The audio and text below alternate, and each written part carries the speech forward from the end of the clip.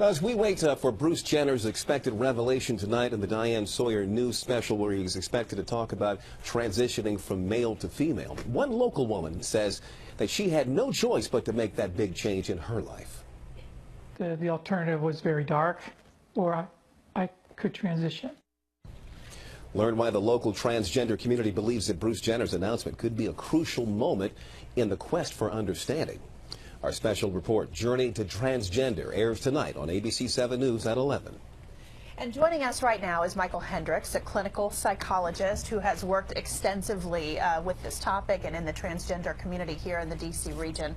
Thank you for being here with us today. Thank you for having me. Of course, Bruce Jenner being on national TV and getting all of this attention, is this a good thing in your mind? Ultimately, it is a good thing. Excuse me. It's putting it in the public eye in a way that people will pay attention to because of who he is. In this case, then, I'm not a big fan of tabloids, you know, but in this case, is it that the tabloids are actually way ahead of the country in actually pulling people into this conversation? Yes and no, because the tabloids also sensationalize things and so take it way beyond. Did that make you, I guess, nervous when this whole thing began? It did, because nobody had spoken to Bruce. Nobody had, he hadn't said anything publicly. So there were a lot of people who were speculating, and I'm always a little hesitant to do that, especially when we're talking about somebody's private life. Right, and we've been talking about this issue a lot recently, and the word that seems to come up a lot, both for the person transitioning and for the community, is the word fear. Is that a common problem?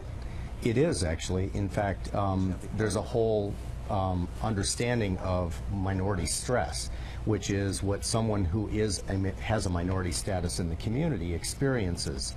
And that's in addition to all the regular stresses that everybody experiences. But the more oppressed or the more misunderstood the minority, the higher the stress level. And in fact, what it does is it creates fear, and it also, sometimes that fear turns inward.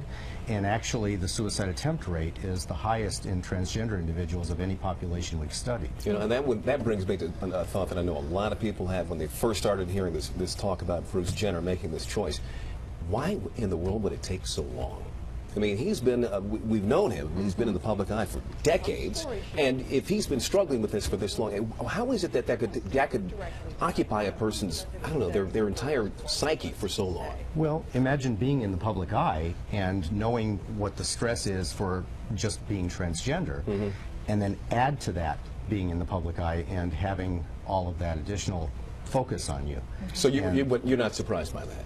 No. That it took so long? No. Right. Interesting. Before we go, real quickly, any one myth that you would want to have dispelled about this whole process of transitioning? Probably the most important one is that people think of transgender as being a mental illness, and it's not. It's a part of the natural, normal spectrum of human sexuality. Interesting. All right, the conversation has begun. Yes. Okay. Michael Hendricks, thank you so much. Sure. Thank you. We'll watch and see what happens tonight. Okay. All right, take care.